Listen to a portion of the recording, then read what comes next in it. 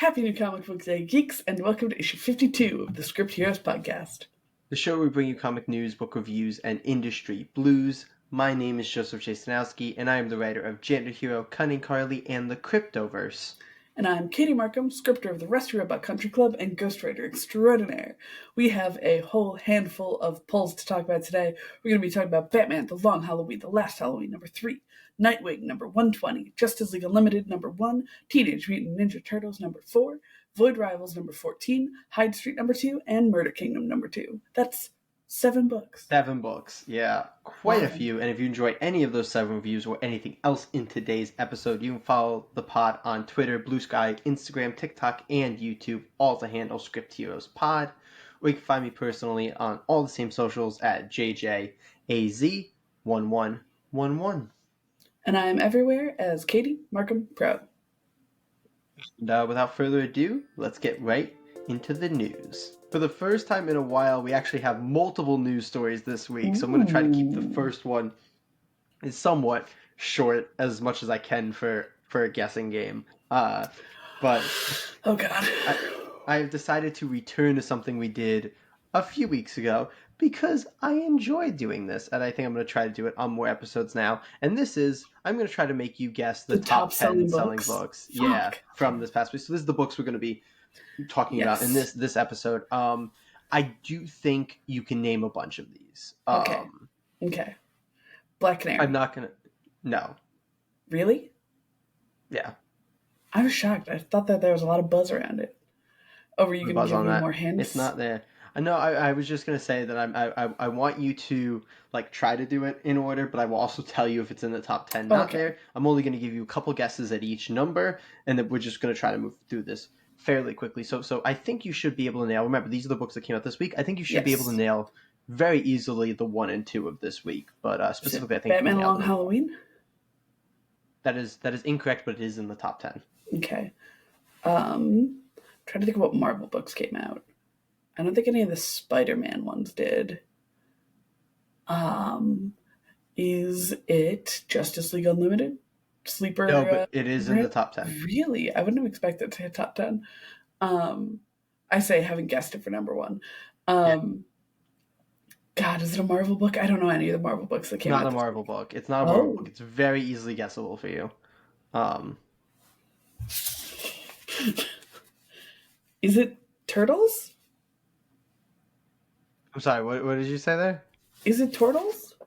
It's not Turtles, no. It is. Turtles is in the top 10, though. I'm going to give you one more guess at the number 1. The number 1, but I'm very worried that I missed a book that we're supposed to be reading, which I know I didn't because I just read out the list of it. Is it something that we're talking about on the pod? It's some. This is going to be fairly spoiler. We are not reviewing it in this episode on the pod. Oh, duh! It's Absolute Wonder Woman. It's Absolute Wonder Woman number 2. Yes. I had it so out of my mind. Yeah. That's number 1. 2. Batman. This is no, it is not. But that is in the top 10. But this is remember the ratio thing. So as we go for the rest, I'll give you the ratio compared to what Wonder Woman was at obviously 100. All right, so it's not Batman. Yeah. I know the Turtles is up there. I know the Black Canary isn't up there. I know the Justice League is up there. What Marvel book was there? An X-Men book this week? Do you want to guess that? Yeah, whatever that X-Men book that came out but it is in the top 10. Damn it. Uncanny X-Men number 6 is in the top 10, but not number 6 already. Are they doing bi-weeklies on that, or am I just they might concept be. of that? They might be, honestly. Because we read the first Uncanny, I don't know how long ago that was. I'm not paying enough attention. Me either. But yeah. Is number 2, is that one Justice League? It is. At a ratio of 94.3, just ever so slightly behind Absolute Wonder. I was actually expecting them to be reversed just because Wonder Woman was a number 2 compared to Justice League being a number 1. That's fair. Number 1 and an all-in number 1. It's very inviting. I just didn't think that people cared about absolute Justice power. League has been gone, Fair enough. For a little while. And it is Mark Waid and Dan Mora, so that's fair. It's got a lot Shazam's not selling well. Though I think they're not the team on that anymore. Yeah, I was like, they are not anymore. But yeah, number 3. Number 3 is Batman. Incorrect. Damn it. X-Men? It is X-Men. Uncanny X-Men Okay. number 6 is number 3. This is where we see the steep drop-off from the top two books. This is a ratio of 57.6. So those top two That were is steep. far and ahead of Far and everything else. away. Jeez. It's Yeah. number 4, Batman. No. Stop guessing Batman. Tell you, what number else 4 is came something out? you've not guessed yet. Is it... I don't want to guess Hyde Street, because I don't... And why not Hyde Street? Just because my guy kept selling out of them. That's incorrect. I will point out that Ghost Machine had a number 1 this week compared to the number 2 that was Hyde Street. Oh, jeez. Oh, is it... It's not the Rockefellers. Is it Hornsby and Halo? Is that the one that came out this week? That was the one that came out that week. It's not in the top 10, though. Damn it. What else? I'm gonna give you 2 more. Is it a Marvel book? It is a Marvel book. Okay, I don't know is it another X-Men? I don't know the Marvel books that are coming out. No, right I don't now. think you know this exists. So I'll give it to you here if you don't. Nyx. No, that is incorrect. This is West Coast Avengers number 1 at ratio of 50.8. All right, way to go, West Coast Avengers. Number 5? 6? We're at number 5 right now, yeah. Batman. That is incorrect. Damn it. Turtles? That is incorrect. Damn it. Did you tell me if Hyde Street was in top 10?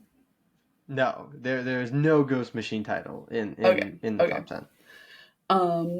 What else came out this week? I don't think looking at your books is going to help you. It is something you've mentioned, though, I would say. That I've mentioned? Did I already forget that you said something was in the top 10? Yes, I think so. that sounds about right. Shit. What did I mention? Now that's throwing me. Is it a Marvel book? Yes. Shit. Is it another one of them X-Men? Is it... What are their X-Men? I didn't say any Spider-Man books. Is it Nyx? It's not Nyx. No, Nyx is not in the top 10. I'm doing it because you just shot yourself in the foot. You did say Spider-Man earlier. Oh, shit. Okay, one of them Spider-Mans. Yeah. It's Amazing Spider-Man 62. Oh, okay. Oh, yeah. It's amazing. I'm just going to give you that. We're going to jump now to number 6. Batman. That is correct. It is finally... Got it in one. It is finally Batman. By the way, the Spider-Man was at a ratio of 50.7. Batman Long Last is at 39. Moving on to number 7. Another big drop. Yeah. Moving on to number 7. I think that one's Turts. That is correct. It is the Turts at 38.4, so just crazy. ever so slightly below Batman Long Last. All right, number 8. We're at number 8. That is correct. Are there any that did I forget any that I've already said? No, you've now hit all the ones that you've said. Okay, is it a Marvel book? That is no. Okay. I always have to check, so I don't fucking know a single Marvel book. What else came out this week? Was it trying to envision the racks? I'm shocked you've not guessed the DC book. I'm not saying whether or not it's the end. There's just something that I'm shocked you've not guessed yet. Oh no. Oh jeez, what else came out this week? Is it Nightwing? That's what I was shocked you hadn't guessed, though. I was like, is he in the top 10? No, he's not in the top 10. So. Poor boy. Poor boy. Though I think he was. I'll give you a big hint, though. That it is a book written by his former writer. Oh God, what's Tom Taylor up to these days? Are you talking about Tom Taylor? Yep, that is correct. God damn it! I don't know what he's doing now. I'm sorry, Tom. I don't know what he's doing right now, and I didn't pick it up. Do you want me just to give it to you? Yeah. It's a Detective Comics 1091. Oh, I forgot he was taking over TAC. Yeah, number 8, and that's at a 32.4 ratio. I'm going to tell you that number 9 is at a 32.3 ratio, and number 10 is at a 32.1. So the bottom 3 in the top 10 were super close. All together. Is number 9 a Marvel book? It is, and not one that I think you will know exists. Oh, no. But it's written by Al Ewing. Al Ewing. Is it Hulk? No, Hulk is being written by Philip Kennedy Johnson. Oh, Thank you very much. Yeah. wow. Here's the thing. I hear Al Ewing. I'm like, that's the Hulk man, right? Or at least it was. Um, I don't know if it still was. I picked up like the first like 12 issues of his Hulk run and then never read them and then went, I need to stop picking up this. that's so fair. That's so fair. God damn it. It's a Marvel book that I probably don't know exists. Is it Yeah. the Thunderbolts? No. They have a movie coming out, don't they? Or did it already come Yes. out? I don't know. I don't Um, know. what else You're not gonna is get it. okay? Give it to me. Do you want me just to give it to you? Yeah, yeah, yeah. It's Venom War #5. Uh Oh yeah. yeah. Okay, number 10. It's number Number 10, 10. a Yeah. Marvel book. No. Is it a DC book? Yes. Fuck. I'm gonna give you something that's super helpful if you want it. Could probably Yes, enough to please. spoil it for most people, but probably not for you. Oh god. I'm ready. Give it to me. It is the other book that Dan Moore is illustrating right now. He's no longer on World's Finest. He Just because he's of no longer on how Shazam. I'm gonna tell you, it's also written by Joshua Williamson. One of them Green Lanterns. Joshua Williamson is not writing Green Lantern. Oh, I for some reason I get him and Jeremy Adams. Jeremy Adams. I always switch up their Why? names. I don't know. I literally think it's because Joshua Williamson was writing Green Arrow and Jeremy Adams was writing Green Lantern. Is it Green Arrow? Is he doing a Green Arrow now? Oh I god, think he I left. don't I know think what he left. Dan Moore is doing. Is it like a just a single character book or is it Yeah, like a Single character fuck? book. What Yeah, else yeah. is Dan Moore doing? Dan. What else is Joshua? Is it Superman? Is he doing one of the That's Supermans? correct. Yeah, That's yeah, correct. yeah, yeah. Superman. It's Superman 20. Nice. And that's the top 10 list. We did that Love very that. speedily for a Very Katie guessing speedy. game. What's funny is theoretically, I should have known Superman because I've been picking that series up for like a year and a half. I just read the first We like five talked issues about, and and not necessarily on pod, but I think we talked about the fact that Dan Moore was picking up Superman yeah, at some point, because we talk all the time about how Dan Moore does 2 books at any given it's time bonkers. because It's bonkers it's a because the thing bonkers is he thing to does two do. books and also like 11 covers every single month. Yeah, no, he's a bonkers man. He's He's a just a bonkers crazy boy. man. Yeah, yeah. Okay, but we have But more news. we have more news, and it's related to what we were just talking about. Oh, It's related to Superman, but it's also related to Batman. And this is one of Bleeding Cool's patented scoops that I continue to report because most of them have worked out pretty well. You know, like we got the Hush scoop. We've gotten some mm-hmm, scoops that have panned out. So we're gonna continue here, and this is dealing with both the Superman and the Batman series. Obviously, the Batman series is currently written by Chip Zdarsky, but will very soon be taken over by Jeff Loeb and Jim Lee for mm-hmm, Hush Part 2. And we just talked about the creative team on Superman. But basically, the scoop here is that both of these books are rumored to be getting new #1s coming at the ends of both of these runs. So basically, hmm. the way that the scoop is worded states that DC wants to get a new Batman #1 coming out of Hush, and they want a new Superman #1 to coincide with the movie coming out in theaters. Both of those things are set Interesting. to coincide. The movie's coming out in July, and the Hush run should end in July. So it's looking like Mm-hmm. July will be the month for a new Batman and Superman #1. And it is also stated at the end here that um, a DC editor has recently stated that they will not be doing new #1s without new creative teams. So the implication is Well, that that's good. this would be new #1s with new Mm-hmm. creative teams at the end of the current Superman run and the next Batman run. So lots to Interesting. chew on there. What gets me with that is Superman's on number 20. It's going to be on like number 25, number Yeah, 27, it's just the something movie like that. thing. They want that Yeah. #1 for people who go in stores after the movie. I In feel like theory, thinking that if you're happens. doing that, do a different Superman. Like name it Superman Legacy or do they are they just calling the new movie Superman? Yeah, it was Superman I know Legacy, they and then they dropped changed it to Legacy at one Superman. point. Yeah, it's just I Superman don't know now. if they're toying around with putting something No, else on there, it's but just call it Superman. like Superman Legacy or Superman something, Yeah. and Well, my do guess would be with like Absolute Superman, like just being number one, they don't want to do like another alternate Superman I thing. guess, but make it a little limited thing so it's like Yeah. for people who liked the movie, and then Yeah. they can branch from that into I agree. You know how Superman. much I hate new number ones. You don't have to. You're I preaching to the just choir here. the thing is, I just don't like it because I feel like if you're trying to convert movie watchers into comic watchers, comic readers, you shouldn't be doing it at the expense of the comic readers, you know, because they're already They're- movie watchers as well. And with something like Supergirl, there was a Supergirl comic that was coming out around the same time the Supergirl TV show was. And it was a very different kind of Kara than she normally is in the comics. She was very much kind of like girly pop, like in the TV TV show. show, yeah. And it's like, yeah, that's a good thing for getting people who like the TV show to start reading Supergirl and then maybe branch out from there. But it also sucks for that to be the only Supergirl thing happening. Obviously, this Yeah, won't be the agreed. only Superman thing happening.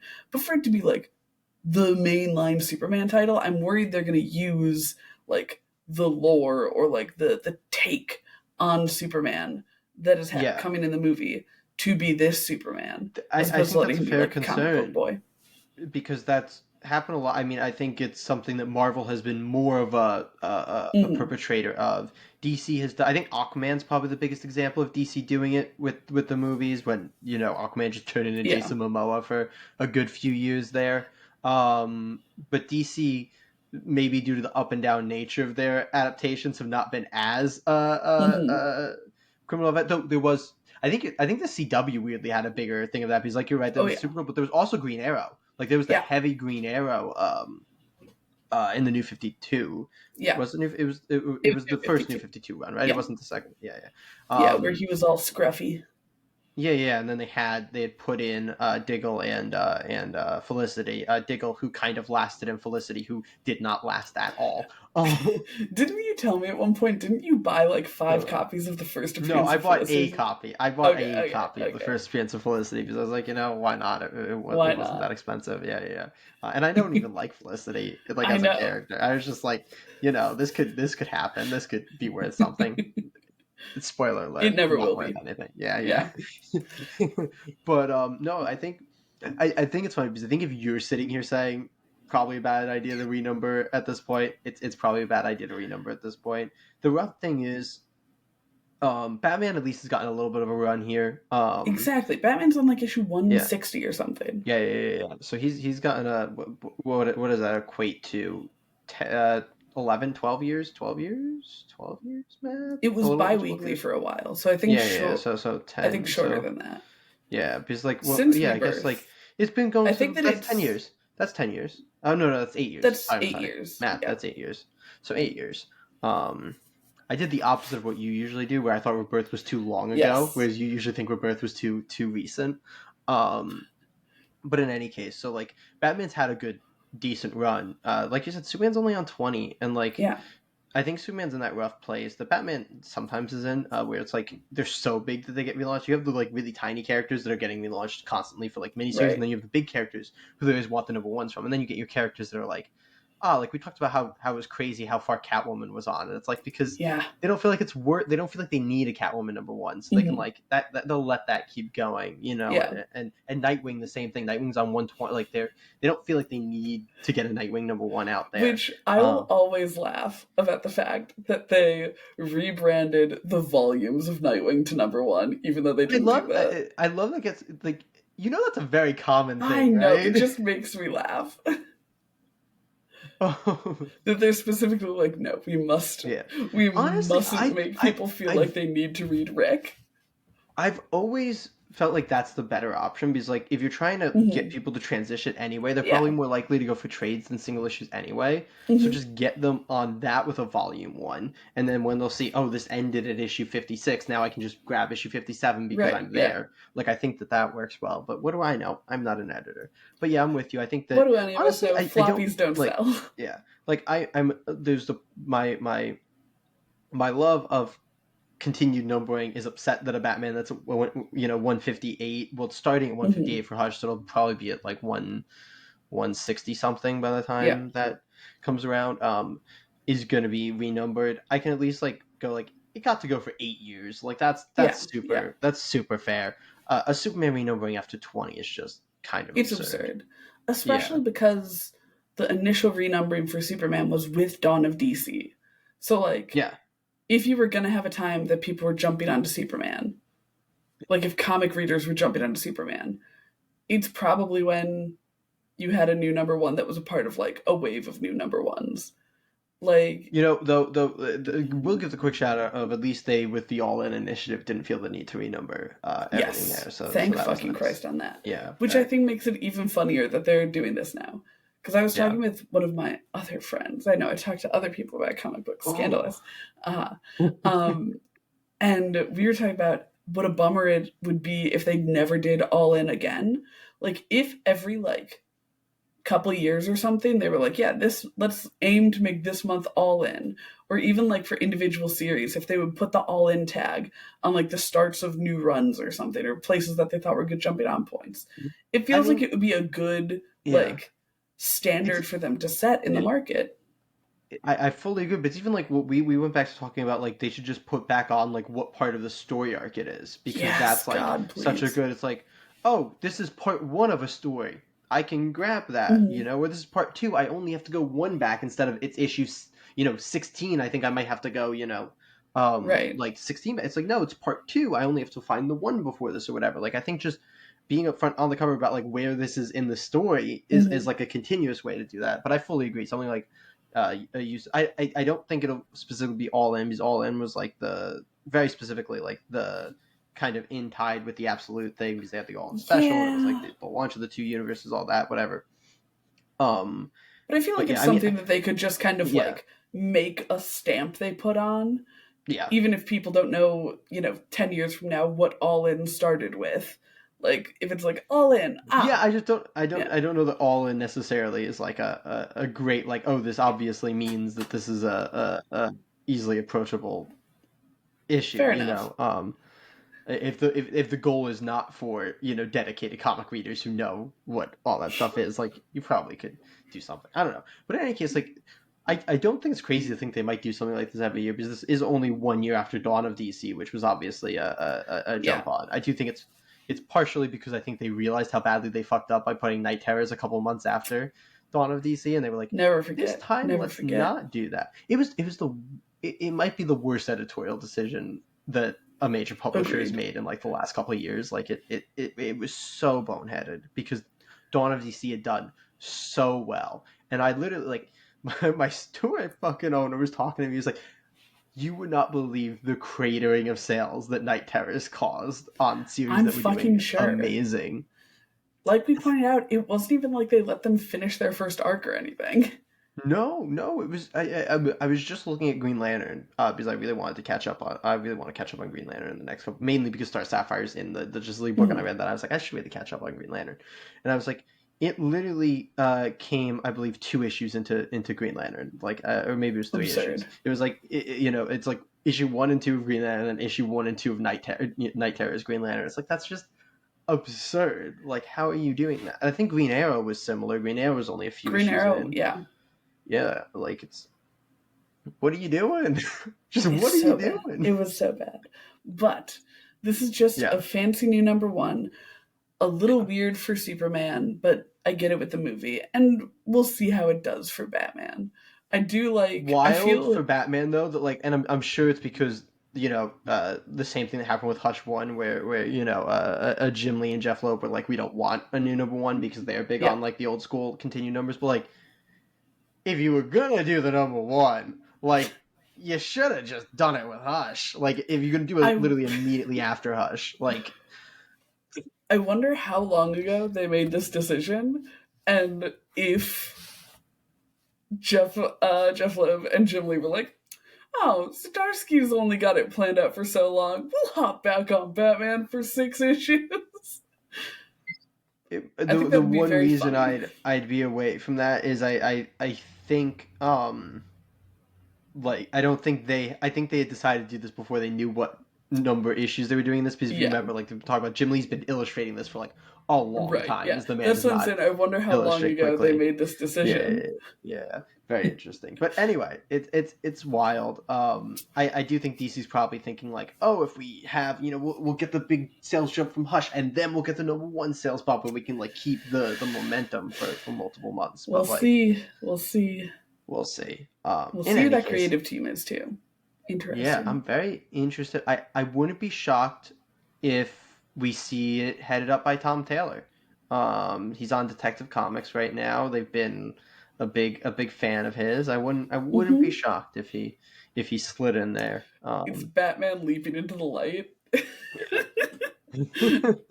I It's would. just like, I just yes, we wouldn't be need to shocked. I feel make like, Batman happy again.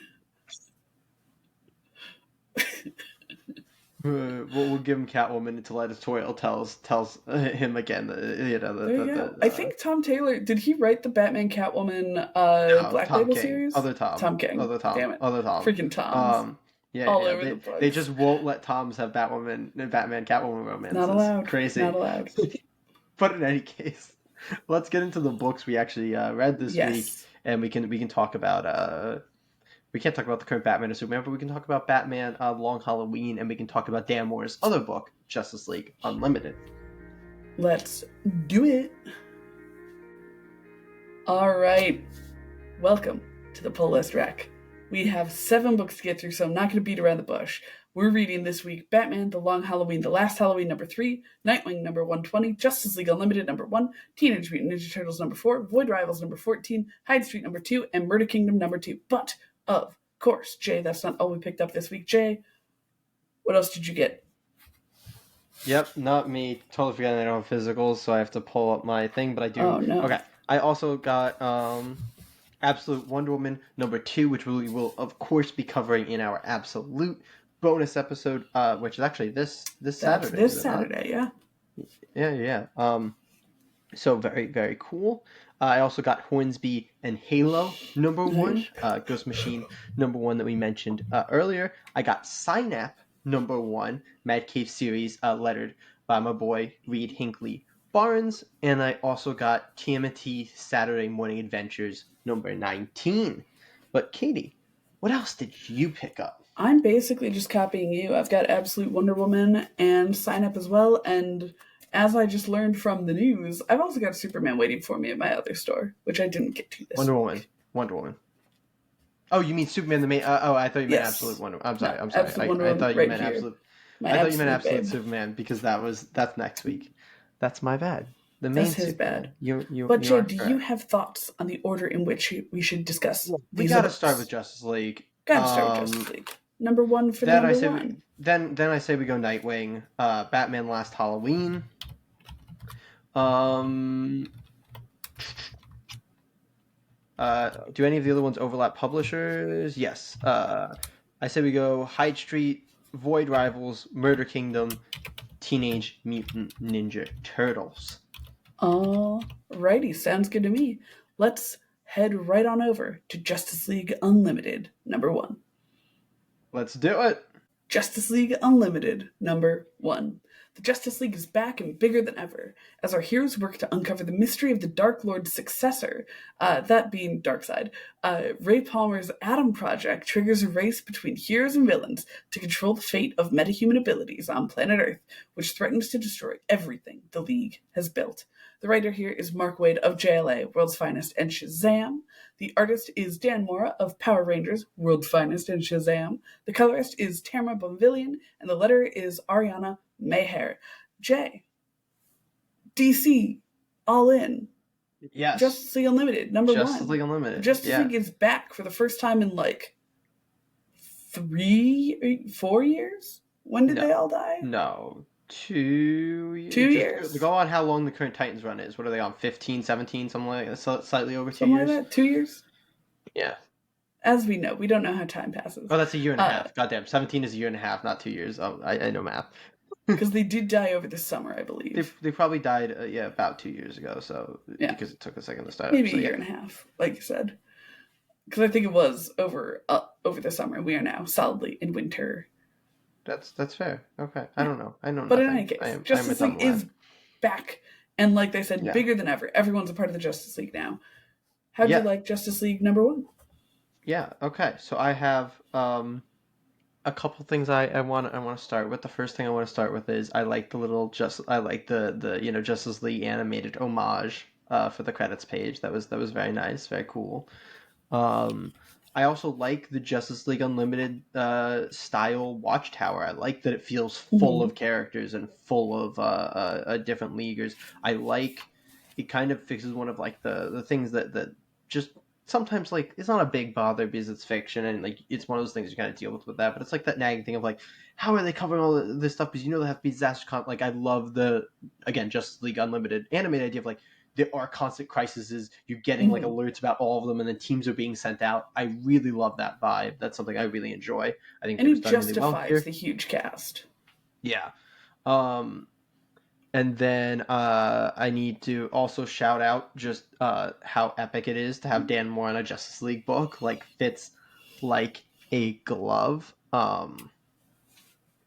And let me think. Was there anything else I wanted to say right off the top? I don't think so. So that's my right off the top. Um, Now to get a little bit more direct into this issue, it's saying it's a lot of setup is a little bit wrong because there is like kind of an internal arc here, and then there's just a bit of Mm-hmm. a setup for it. But it is a first issue, Yeah. and there are some things that come with that. Um, but I think one, I don't know that I love the lineup that we kind of got in this Well, issue. It's it's it's a it's it's unique, it's interesting, but like straight up having a sidekick on there and Kid Flash is a weird vibe, for sure to me. mhm. Uh, Carol Ferris got some cool things to do. Star Sapphire, she had kind of a very direct role. Used her powers in a way that I didn't know she was allowed to. I knew she was allowed to bring her love back from the dead. I didn't know that she could grab somebody else and do Well, he that. wasn't dead. He was just mostly dead. Anyway, I didn't fine. I didn't know she could use her magic healing powers on somebody that she didn't love. I thought it was just user specific. I didn't know she could like channel somebody. So that's a cool little unique thing for her. And I really like the setup of this interesting foe that's lurking in the background. Mm-hmm. Before this specific Inferno. issue, I didn't know that this story super grabbed me. Mm-hmm. Despite it being very Green Lantern adjacent centric, with Oh, Carol and I can't think of Hal's cousin's superhero name, but his cousin does a bunch of he's the Soundwave guy whose name I can't oh, think of gotcha. right now. Um, That's Hal's cousin. that's Hal's cousin. Yeah, yeah, yeah. I think his name is Harold Jordan, if I'm not mistaken. And I did actually quite like what they set up with him in this issue as well. I thought that was super rad. Airwave. Yeah, Airwave. Yeah, that's Hal Jordan's cousin. Uh, there you I'm a go. He dumbass. had he I had was just a trying to look on his Justice League card for his like government name, and I'm like, that would be a really dumb thing to put on your secret identity card. yeah. He was I mean he had some like older stuff, but his like main thing was he was like a black I think a Black Lantern and Blackest Night was like his kind of thing. Uh Nice. the biggest thing that he's really done. But yeah, so like despite it having characters that I obviously care about as a Green Lantern fan, I didn't super get into this issue beyond just going, God damn Moore is doing sick stuff on Right? every Because single that's the page and I big love it. thing. Dan Yeah. Mora is so gorgeous. He can carry any book. Like I will read any Yeah. book that has Dan Mora art, and I will not be upset that I read it. Just Fully because of agree. the journey of I love the way he does Superman specifically. I feel like he does such a good like charming Superman, which I think is really important because sometimes Superman looks like he was hit by a bus, and he never looks like that when Dan Mora is drawing him. Yeah. Uh, I also wasn't super taken by the plot of the book itself, and I think it's because even though this wasn't a big setup issue, it was not a big introductory issue either, really. It felt like they were like, yes, let's throw you into an exciting moment and give you not a lot of stuff around it. Um, and I think Inferno is cool in concept, but we didn't get. I feel like we should have gotten a little bit more teaser of them or something, just because I'm not feeling particularly invested in them as villains. I didn't It's say the name tough. because I didn't know if that was spoiled because I don't think that's revealed until like the very end of the issue, right? Inferno direct name, right? Oops. Maybe. Maybe I just missed it before, but they definitely like make a bigger point of it at the end. So I thought I that was think they like, say something about. No, they do it early on. Um, oh, okay, when cool. Diana's talking to Red Tornado, I did think it was very cute that she called him Ready. Uh, I dig it. I love when people feel like they live with each other. Um, I you look think, confused. yeah, I Is because she I talking to think someone else? no, I think Superman called him that too. I think that's what they call the Yeah, AI. I think that's yeah. the specific thing. It's like Okay, here's the the thing though. AI version Here's of Red Tornado is called here's Ready. my question. At Yeah, what point is he an AI and at what point is he Red Tornado? body. Like, it felt weird to me that they were calling him their AI. I'm like, no, he's Yeah, yeah. what the fuck? But the body I think is the Yeah. there at least there defining. But you are right, since he is just a robot, there is no Yeah. conceivable difference between the two. Like that is his consciousness. Yeah, That threw me for a loop.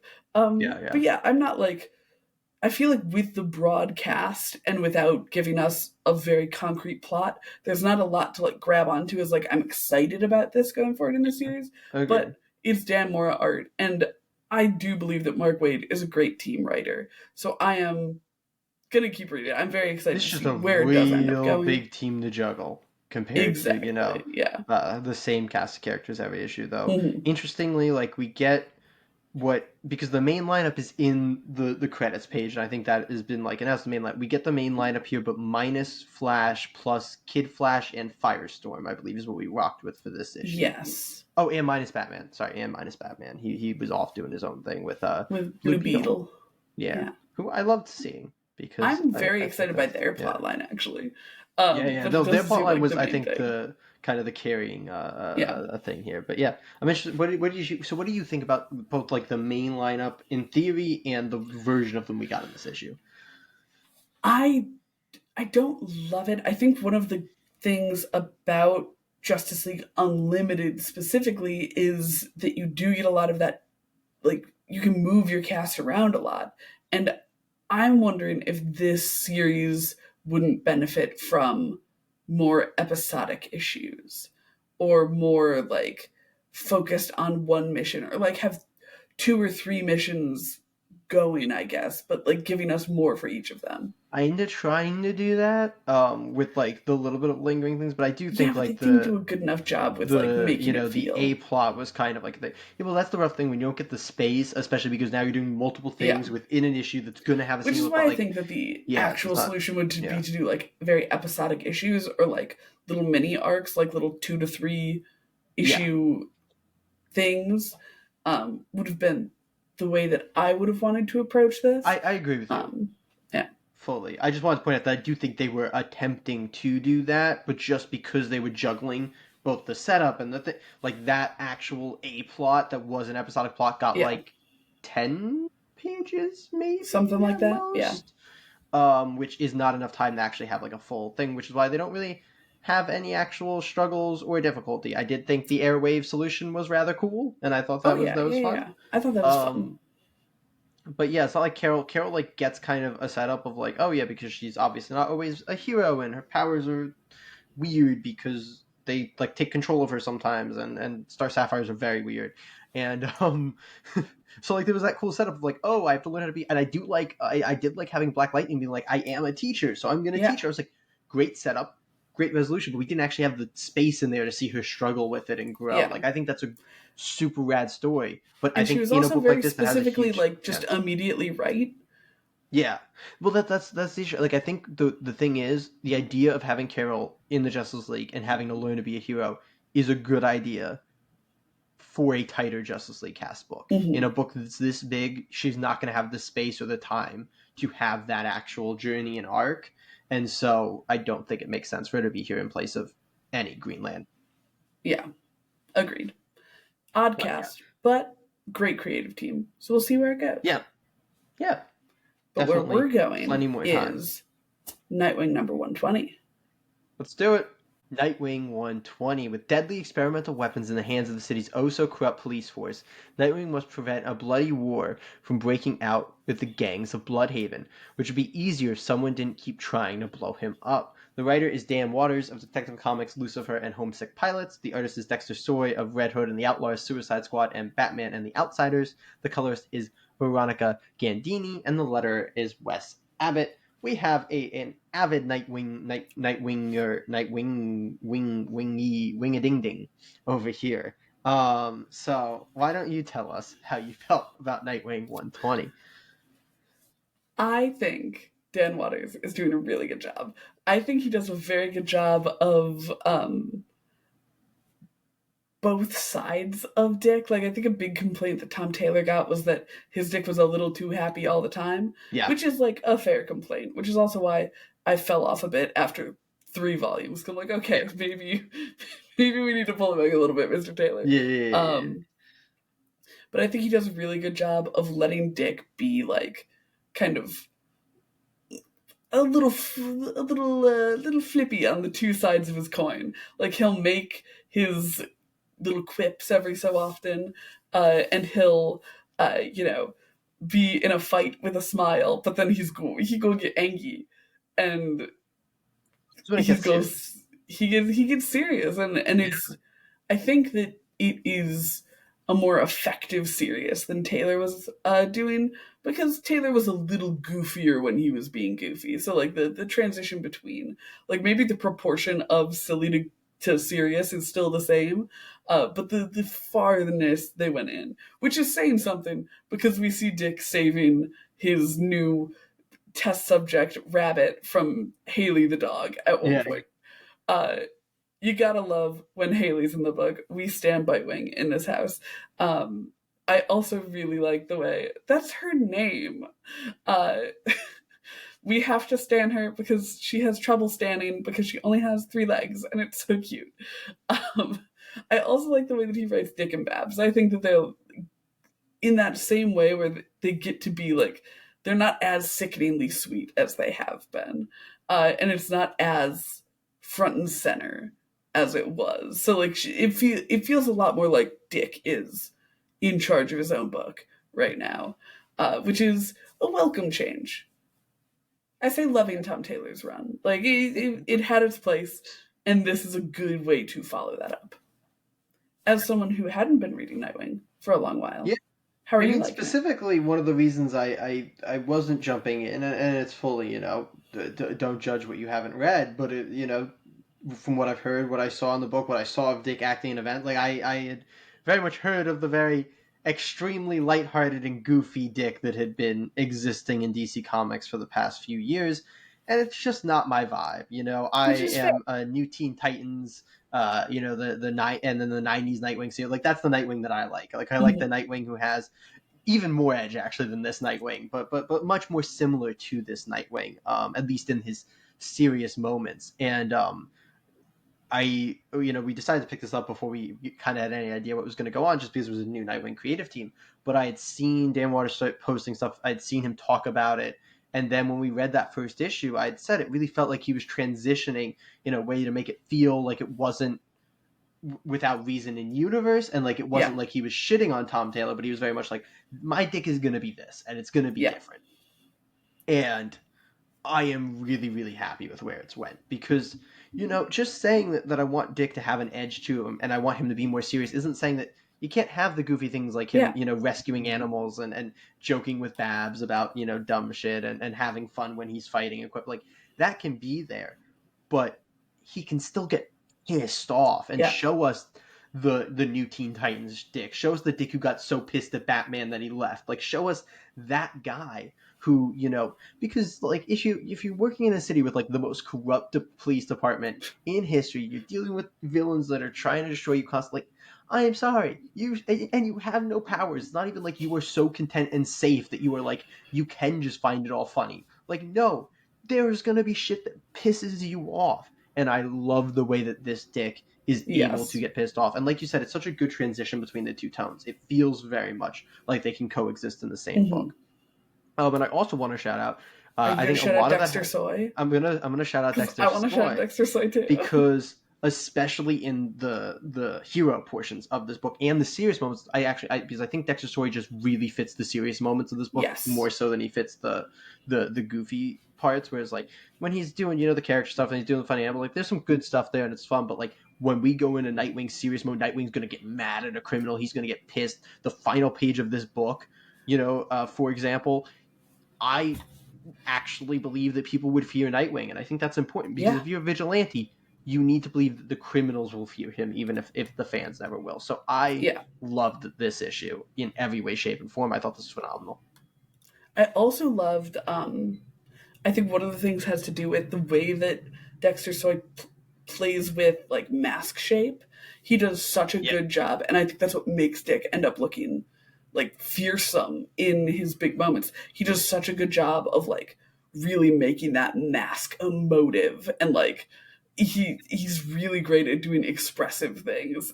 And like you're he saying, has Dick's specifically with hair the like always kind of yeah, like in his face in those moments, and it just and it's gives him this roughness. very He also it's draws Dick's. I don't know if this was in the Tom Taylor run as well. He draws Dick kind of scarred a lot of the time in his mhm. face, or It was not, at no. least like Bruno's yeah. very smooth Yeah. with his I don't colors. know if it's meant Or to be not his scars colors, or but his. wrinkles, but he has very In prominent any like case, yeah. markings on his face that Textured. like add a level of like depth and seriousness to Yeah. him. I think. I feel like it does a really good job in like an almost anime y way.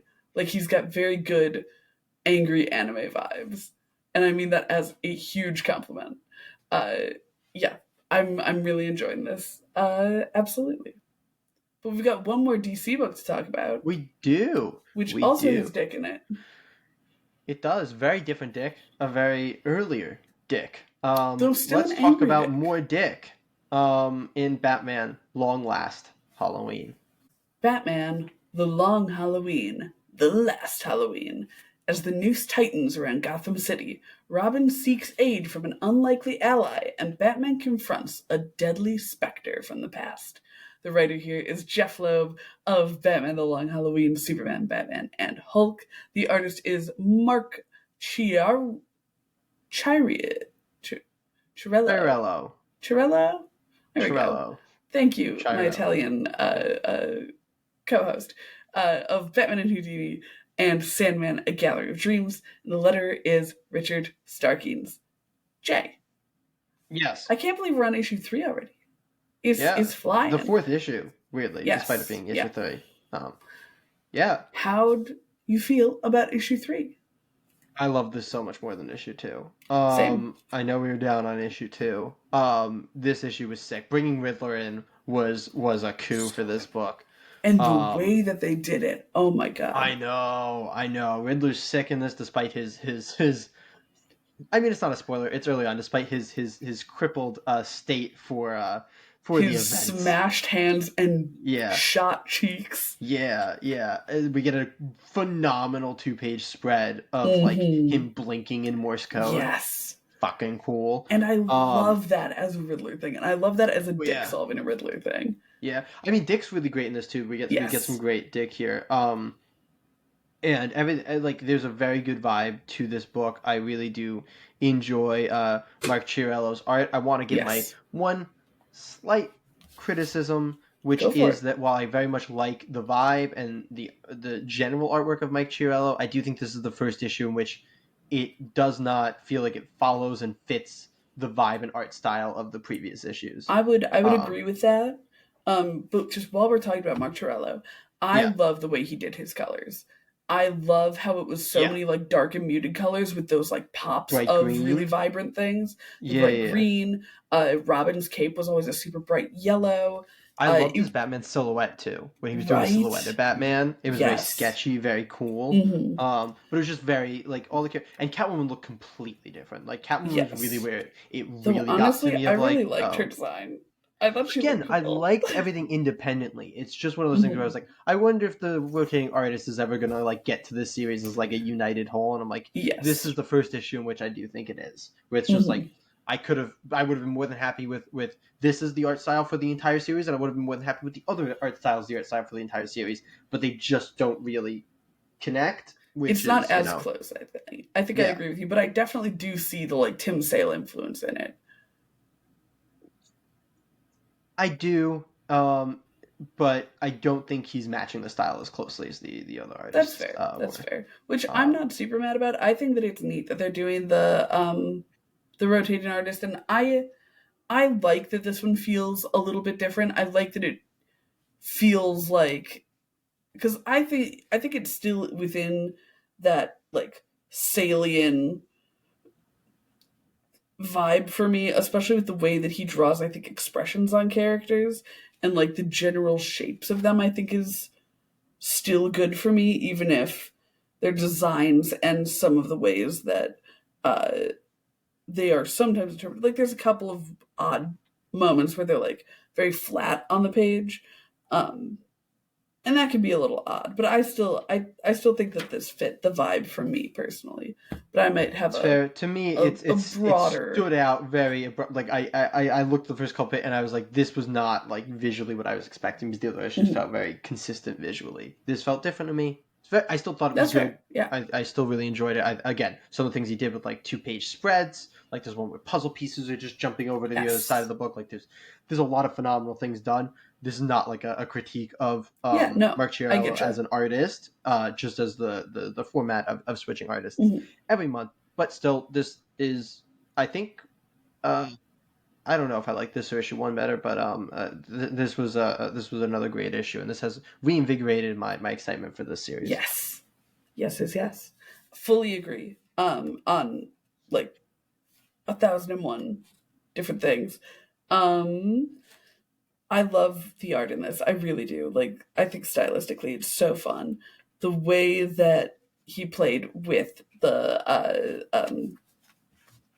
layouts. It's late. The way that he played with his layouts is super That's duper fine.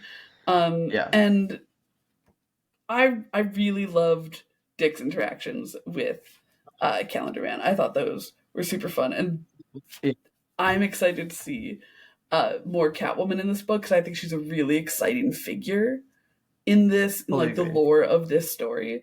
And now that we've, because in issue two, a lot of our things are like that. A lot of things were happening in a very convenient way that even with narrative buy-in were a little rough. This felt more natural for her to show up. And I think that she's a really fun, enigmatic character in this series. And I'm super psyched to see even more. And even more iconic Batman villains get brutally murdered and maimed. Rip the Fully Penguin. agree. Uh, and last time I said we've said it in every issue so far, but Jeff Loeb just so effortlessly writes these characters. Like Oh, they yeah. all slide into such like not his interpretations, but Just just the like platonic who they are. ideal of each of these Yeah. characters. So He really just hits it. Love it. that alone makes it worth reading this series. Yeah. Phenomenal. Let's move on. To Hyde Street. Hyde Street number 2. This issue dives deep into one of the denizens of Hyde Street, a Boy Scout on a mission to destroy a corrupt cop, and all of the authority figures he can get his hands on. But who is Pranky, and where did he come from? And what's his favorite knot to tie? The writer is Jeff Johns of Green Lantern, Aquaman, and Rook Exodus, and the artist is Ivan Reyes of Green Lantern and Aquaman. I've just noticed that we weirdly have Rook Exodus and Ivan Reyes' credits on here, so if we said that last month, apologies. He is not the artist on Jason Rook Fabok. Exodus. Yeah, that's Jason Fabok. So, um, yeah, correction for Cracky. last month, because I'm assuming we said that Whoops. last month. The inker is Danny Miki, the colors is Brad Anderson, and the letter is Rob Lay. In any case, Kate, uh, Yes. this is weirdly what you were kind of worried about last week. You said you didn't want another like different character focused Hmm. issue. Hmm. Um, so talk to me how you felt about this. So, I stand by that this is not what I really wanted out of issue two. I would have wanted more dealings with the scorekeeper and with oh, what's his name? Mr. X-Ray. Yeah, Mr. X-Ray. Um because I, as much as I liked the story of Prankia's origin, like I think specifically his actual origin, like when we look to his childhood and see him fucking with the other Boy Scouts. I thought that was really fun. But then I think the whole thing with him doing his soul thing with the cop was less like we already saw how that worked in the first issue, so I didn't really need the rehash of how it worked in this issue, if that makes sense. Um, so even though I liked the writing and I liked what they did, I wish that we got more of the story of the Hyde Street book as opposed to just another kind of encounter in Hyde Street. Though I think now we are perhaps out of characters to deep dive on, if that first issue was any indication, because that was very focused on Mr. X-Ray and Perenki. So if Yeah, that's the they're the two case, that get their names on the credits page, so I assume yeah, they are our pair. exactly. Yeah, we had the Halloween special with the Devour Woman, which was Yeah, but I very think I cool. think that was I Yeah, think that was its own like that exactly. Yeah. I her mean, I separate. think she's in the competition, Yeah, but yeah. No, but especially so like the like I setup here is yeah, very at the end of this issue is very much like it's these two. So I think exactly. we're So yeah. I'm hoping that issue 3 gets us into this, unlikely pair, not so buddy cop dynamic as they deal with whatever the actual plot of Hyde Street is going to be. Do I wish it was an issue 2? Yes, but the writing is very good in this and the art is absolutely gorgeous. So, like, I still enjoyed reading it, even if it wasn't exactly what I wanted it to be. How did you feel? Yeah, this was I really enjoyed this. I was not annoyed about getting some pranky here, especially because I think I was very I think we said it last week where I was like I think you're right that we'll get pranky, but I do think after that we'll Mm-hmm. move forward to Yeah. the actual story. And I really liked and I'm happy that this wasn't entirely an origin like Mr. Mm-hmm. X was. I like that we left some of pranky stuff more up in the air, and then we get actually a lot with the scorekeeper and how that works with pranky at the end here. Like there's a lot I don't want to Mm-hmm. spoil any of that, but there's a lot of cool stuff. There's a really, really cool thing that we learned about Pranky in comparison to a lot of the other people there that I Yes. thought was a rad character thing. Mm-hmm. Um, and yeah, this just keeps me super intrigued by this world, by this premise, by what's going on. And Ivan Reyes is fucking awesome. And everything So he does gorgeous. is gold, and it's amazing, and the characters look rad, and the I guess yeah, you can call them action scenes, even if though it's not like Yeah, the traditional violence. actions. Yeah, yeah, the violence is rad, and Pranky is a terrifying little boy, He and sure is. yeah, I really like this. I was really really here for this issue. Basically just as much as issue one. I'm really into this series, and I'm very Love excited it. for more of it. Hell yeah. Good old Hyde Street. Are we ready to jump over to Void Rivals? Let's do it. Void Rivals number 14. Darek isn't back in Agoria for one day before they send him back out into space to get shot at. Darek's loyalty to Agoria is put to the test as he's forced to prove himself. The writer here is Robert Kirkman of Invincible, The Walking Dead, and Oblivion Song. The artist is Lorenzo Del Felice of Oblivion Song and Chroma. The colorist is Patricio Del Peche, and the letter is Russ Wooten. Jay. It's Void Yes. Rivals, baby. It's Void Rivals, baby. Lorenzo Del Felice is in his fucking bag, man. This dude Right? is a master. Oh, I just felt like there was nowhere else to start with this issue other than just Lorenzo Del Felice being fully in his bag. Like he gets to draw just a lot of great sci-fi bullshit in this issue. and God, is he good at it? He's so good at it. I love the like. There's a at some point like a chest is the wrong word, container of handroids, and that was just Yes. super fucking cool.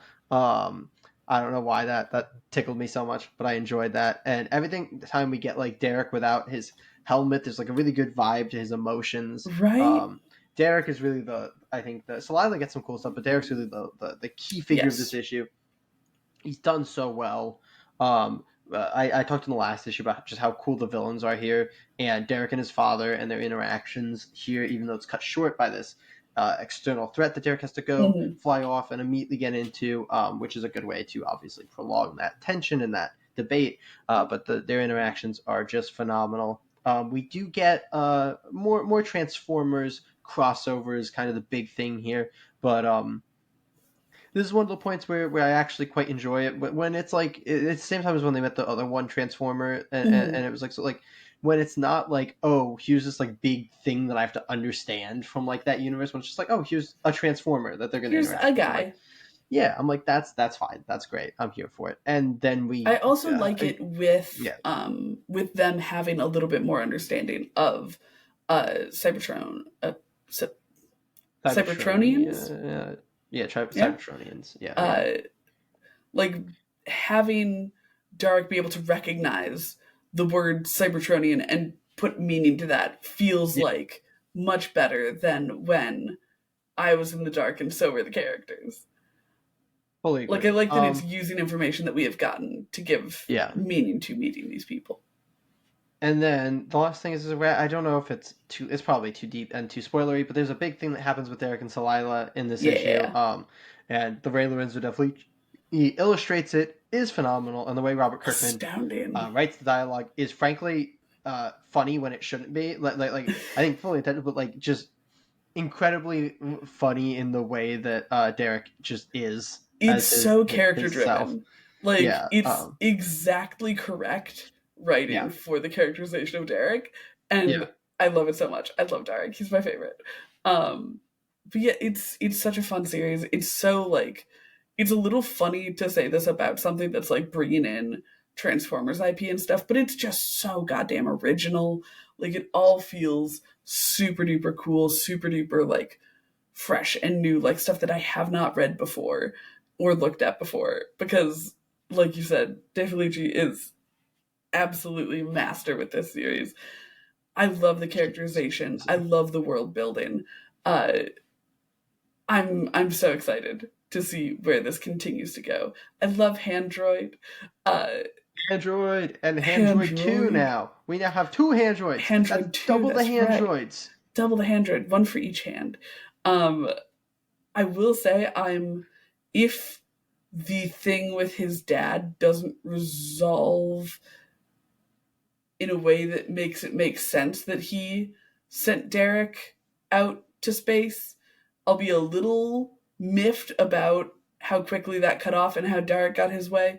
But if we learn that it is like part of his dad's plan, then It, I think it'll be more it, I have learned through many just gotta long running trust Robert series Kirkman. to give Robert Kirkman the benefit of the doubt that he Exactly. Yeah. either knows what he's doing or is planning on later making it make sense. Yes. Um, because he is, in my opinion, the king of long term storytelling. So Mm-hmm. I am always erring toward the side of giving him the benefit of the doubt Oh, until same. something Yeah. happens. So That's what I'm yeah, saying. If it doesn't resolve, that'll be an actual qualm. But yeah. until we see how it goes, it was a Schrodinger's qualm, um, and probably more likely than not going to end up being a qualm. Um, yeah, Void Rivals, super duper cool. Love to read it. Are you ready Read more books. Yeah. to talk about Murder Kingdom? Let's murder that kingdom. Murder Kingdom number 2. Gory fairy tale murders continue to plague the Story Kingdom amusement park. But Prince Charming, yes, his name is Prince, and his Queen's Guard, aka Park Security, care more about covering up the slayings than solving them. Defying her bosses, Princess Detective Tanith ventures into the spooky forest to solve the mystery, only to find herself in a life or death encounter with a masked killer in the bowels of Dracula's cave. The writer of this series is Fred Van Lente of Marvel Zombies, Amazing Spider-Man, and Iron Man. The artist is Chris Panda of Rom for Strike, Micronauts, and Transformers, and the letterer is Becca Carey. Katie, Yes. um, we were very into the first issue of Murder Kingdom. Talk to me about issue 2 of Murder Kingdom. Yeah, I think I was a little more hesitant for the first issue. Like I don't know that I would have kept reading it if you didn't like it so much. I'm really glad you did because I really liked this issue. I think that the characterization of Tanith is even stronger in this issue than it was in the first. And I really like her as a character, which is a huge boon for me, liking the main character. I think that she's fun. I think she's scrappy. I like that she has like realized that this is going to like fall on her shoulders, essentially. Uh, and has immediately jumped into action on it. I thought that the actual murders that happened, murders, were there two in this one? Or just one? Yes, there are two. There are Yes, two. there are two in this one. Yeah. Were quite fun. I think that they do a really fun job with, like, they're not making it like they're almost jump scare murders as opposed to, like, what's behind the door murders. Like, you don't know when the murder is going to happen. Like, someone will just turn around with their guts in their hands. It's like that's a fun element, I think, especially when putting us in the shoes of Tanith. It's like, yeah, we also don't know when anything is going to strike, and I think that's a really fun element that this book has. Uh, we got a lot more with our murderer this time around, like Yeah. actual interaction between her and Tanith, which I thought was super fun. I'm really intrigued by her. I thought that their chase was both terrifying and at moments funny, and I think that's on purpose. Uh, like her taking the machete out of the mannequin's hand, Yeah. very And funny. fighting the Yeah, yeah, yeah. handless knived Yes. killer. Oh my god, but speaking of handless, holy fucking shit. Terrifying. The fucking with the hands around her neck. Oh my god. Vom. Amazing. Uh, But Jay, how did you feel about issue two yeah. of Murder Kingdom? It's funny. I'm actually going to start off with my one that just because it contradicts with you is actually the Ooh. one thing that I thought was weaker in this issue was the characterization. I thought that the Oh. characters were a little bit weaker in this issue. I didn't think that it had the trademark like super relatable, realistic dialogue that it kind of had in the first issue that felt very like natural and endeared the characters Mm-hmm. to me. I also thought Tanit's like uh kind of adjustment to like going full detective. I'm gonna take care of this mode was a little bit abrupt and unexplained, and I was just like, okay, she's just a like, murder detective now, and like we're not really gonna get anything on how she got there. But other than that, I did really like the actual like story development and where the plot's going in this issue. I thought the art around, like you said, the kind of like jump scare murders, which I think is a great way to put it, Yeah. was super interesting. I do think I saw a little bit more of what you mentioned in the first issue of the art being a little bit uneven in this Mm-hmm. series, a little bit more in this issue. Like there were certain moments where I was like, okay, this doesn't look quite as good as the rest of the book, or this doesn't like kind of this kind of stands out to me, this panel, because it's a little bit Mm-hmm. different than the way that things look, or just a little bit not, I don't know what the word, Yeah. like a little bit uncanny, or a little bit, just a little bit Mm-hmm. weird. But yeah, I really liked the plot direction. I really like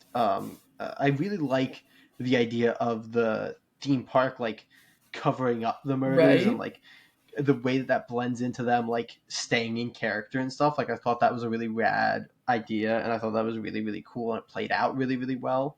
And Mm-hmm. that was my favorite thing in this, along with just the murderer themselves, who is very Mysterious and wacky. spooky.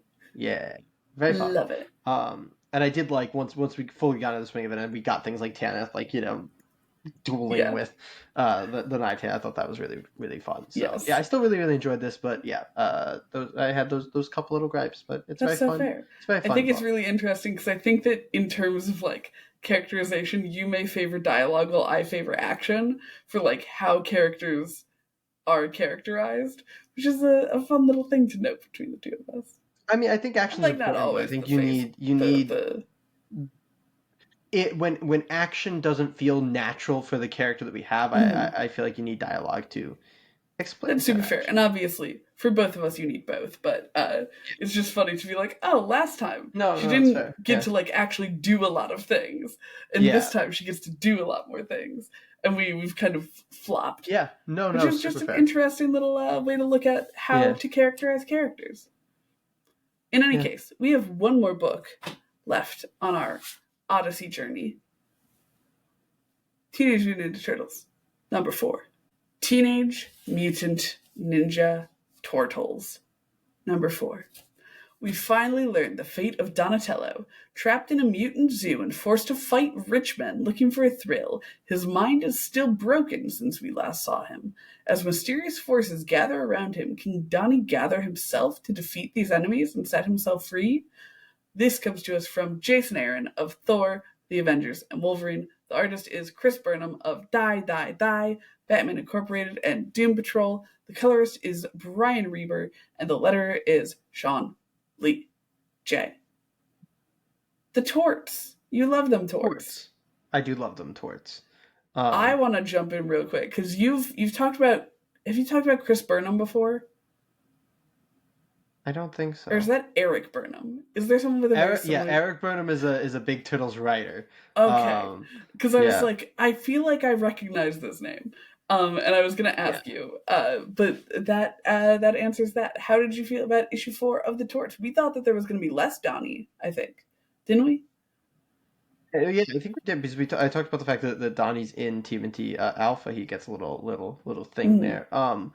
But I'm gonna start this review by simply reading the single note that I have for this issue, which is by far the least amount of notes I took on any issue this week, which is um, ahem, damn, easily the best issue of the series so far. Right? Um, It's so good.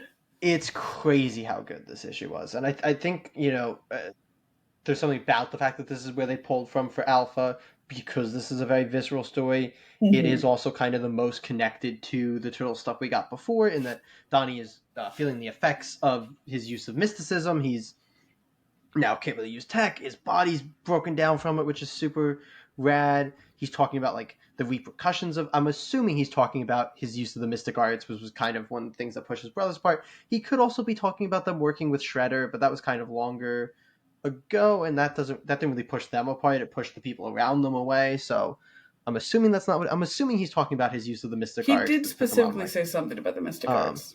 he did, but it wasn't like in his line about like since the incident. I think he said that like pulled him Mm. apart. But my assumption is that he's talking about the mystic arts that took him on a time travel bullshit journey in which he became the reason that him and his brothers reincarnated. Um, but Katie's looking at me like I have 10 heads. Yeah,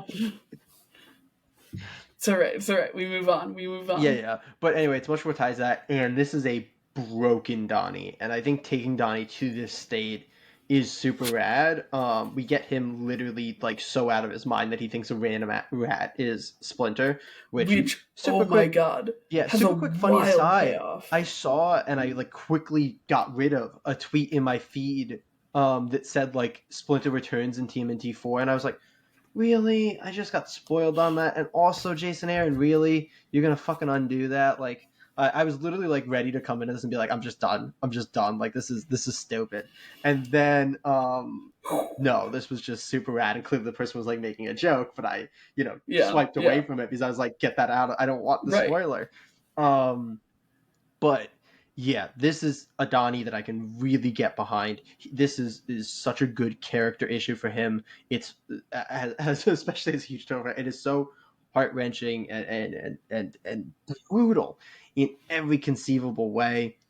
And also, I love the emphasis on like, especially because this is a broken down Donnie who's even less capable than he would usually be, in the like even the worst of the Ninja Turtles and like the by far worst of the Ninja Turtles in fighting is still a beast when compared to like Oh normal yeah, people. And I oh love yeah. that he just gets to like run through these people. We still get a lot of like his intellect in the escape attempt and all that stuff. Hmm. I don't want to touch on the very ending, which has like the spoiler stuff, but Which I'm so um mad about because my favorite panel is like at the end, and I want to show it, oh but I yeah. shan't. Yeah, but I also do want to shout out Chris Burnham. Like I the Here's the this is thing. an I'll art talk style about that I Chris don't think. Burnham Yeah, yeah, because yeah. oh Talk my about god, Chris I Burnham. love Yeah, yeah. this Talk about art. Chris Burnham. This was Yeah, such good art, especially like you're saying for Donnie, the weakest of the turtles. He yeah. looks like a fucking. He looks like a I don't know, a tennis ball with twigs sticking out of him, and Yeah. it's so good for the way that he acts in here, the way that combat is done, the way that the like very emaciated animals look, or mutants. I'm so sorry. That's insensitive of me. That's very Uh, insensitive. the grimy way that the rich bitches look when they come in to get him. There's a really brutal scene of Donnie getting like bonked on the gourd, and it's like, oh, he's not getting back up from that. But then you get this like very, I think, hearted performance from Donnie where you see the way that he moves and the way that he does still dominate. It was so rad. The Chris Burnham art was really what made this issue for me, So perfect for especially this issue. as a bit of a turtle novice. It Yeah. really just heightened everything. That being said, Jason Aaron did do a phenomenal job with this issue. He's so smart with the way that he approaches all the different turtles. I think they all feel so distinct. Um, and I Speaking of think which, I would honestly, love to know who his favorite turtle is, because my guess is that it is Donatello. That would be my this guess upon was very reading love this issue. lettery, like especially with the way that he wrote the escape. Like that's very like, and my favorite character gets to do this thing. Yeah, he feels like, because there's a lot of Donatello fans, and like it's funny because I think it's always one of those things when it comes to diehards where they're like, we're gonna pick the least favorite of the general audience and be like, no, this is the best if you're actually a diehard fan. So I think a Mhm. lot of like the diehard Turtle fans are huge Donatello fans, and this just feels like something all of them would be so Love it. happy for. And you know what? As a Leo fan, I am very happy with this, Yeah, despite this was not super caring rad. much about Donnie in general. But yeah, this was super, super, super, super, super cool. Do you have any final thoughts on the turds? Which Jay This thinks sounds was like a slander. yeah, That's yeah. not what I'm trying to say. My final thought is this was really fucking good. Yeah, It was really fucking that's good. it. That's so Final fair. thought. Final Do you thought. have a pull list rec picked out for this week? Do I go first? You go first. Yeah, it's TMNT number 4. I was gonna say, I think we're both playing to our strengths this week. Yeah. I mean, honestly, this was a tough week in terms of competition, and this was the second to last issue that I read. Mm-hmm. But the second I read this issue, after like I read about, it and I was like, man, this is gonna be a really tough week. I read this issue and went, this is not gonna be a really tough week. Because this issue was genuinely so good. Because I've been, I think, very positive on the Jason Aaron run, but it also had Yeah. been something where it hadn't like grabbed me. It was like, oh, every issue's been good, but like nothing Mm-hmm. has grabbed me in like a, oh, this series is gonna be great kind of way. This hit that for me where I was like, yeah, no, this series is gonna be great. So I fully recommend, whether you read the other issues or not, you should read the other issues, but I fully recommend picking up TMNT number 4. Yeah, and I think it got my number two slot. It was fighting for the top. Which I only bring up because I think that it's important that as two dramatically different Turtles fans, we both had the same like reverence for this issue. But I think I know what you're gonna pick, but oh, yeah, I'm gonna give it to my boy. I'm giving it to Nightwing 120. I think this is the start of a yeah. really great era for Nightwing, which coming off of what I still think is a really good era for Nightwing, is just spoiling me even more. I'm super hype on it. The art, the creative team, super duper great. So I'm giving mine to Nightwing. You're giving yours to TMNT. Nobody was surprised. Yeah, I think funnily enough, I think Nightwing would have gotten it if not for the, like, I think Nightwing was probably my number 2, because it was a fully rad issue of It Nightwing. But was. yeah, It pick up was. Nightwing 120 and TMNT number 4. Pick up anything else that sounded interesting to you in today's reviews. But Katie, we have one segment left, and I always forget what it is. So why don't you tell the fine people at home? My boy, Joseph, we're headed to the Creator Corner. And here we are in the Creator Corner, the part of the show where we sit back, relax, talk about books, talk about being writers, talk about scripts and how we give those scripts to artists and how those artists then coalesce our vision with their vision and put that onto the page for the reader to absorb. Are Today you we are teeing up talking. something very specific there? It feels Yes, like you're teeing up something very yeah. specific. Okay, Here's the okay. thing. This is how you know that he doesn't pay attention because I tee up something very specific every single That's time I not do. true. That's not true. Plenty of times it's your generic. We sit back, relax, talk about comics, talk about making. things, talk about the industry. Okay, The fair going enough. into the full artist things was very much more That's specific than fair. you That's fair. usually I'd do. say that I pretty often go into very high specifics. But that being said, Yeah. we today are talking about page flow. This Ooh. is a very important part of your comic. It's how people know how to read your comic. We're talking about the way that the layouts work. We're talking about the way that action moves from panel to panel. This is something that is um, very much in the wheelhouse of the artist, but something I Yeah, I think was gonna say, this as is something that I'd say is like at best for the writer probably a 95-5 split in the artist's favor. but I think Like, it's also a very yeah. important thing to be thinking about when you are making your comic because, you know, in whatever draft you send to your artist, more than likely you're saying, page one, Yeah. panel two, panel three, panel four, panel Yeah. five. And part of what you have to consider when you're one, splitting panels, and two, creating the like end of the page is how the whole page kind of moves together. So layout is much more in the wheelhouse of the artist, but I do think that deciding how many panels to put on a page, deciding where Oh to put yeah. dialogue, where to put Yeah. Yeah. silence, where to put captioning, all that is uh, it starts out in the script. So it starts out with the writer, even if that does end up getting edited later. So, Jay, as you mentioned, it's not primarily our job to make the page flow because No. we don't have that kind of vision. Those darn writer artists are the ones who are blessed with that vision and that talent. Fucking When Daniel Warren Johnson. Daniel Warren fucking How are you so Johnson, talented? Fuck Sean you. Gordon Murphy.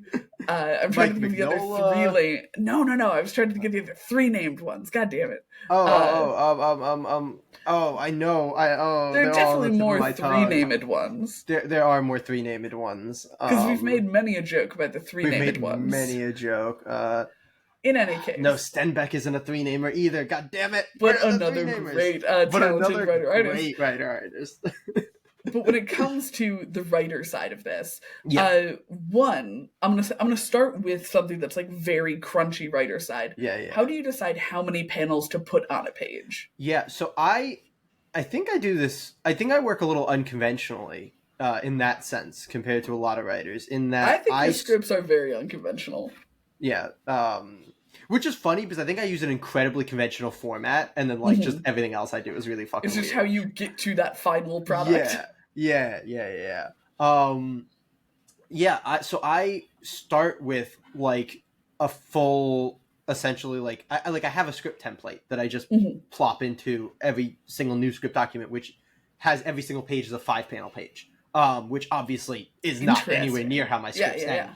but it's because I think a 5 panel is like the good standard middle ground. And from Mm-hmm. there, it's easy for me to, as I'm writing a page, either decide it needs less or it needs more and like tick it up or down. Compared to like if I just stare at a page, I'm trying to decide on a panel count without like a starting Mm-hmm. point, I get stuck there a lot. Like That's super before I was fair. doing this, I would just stare there and be like, is this 4? Is this 7?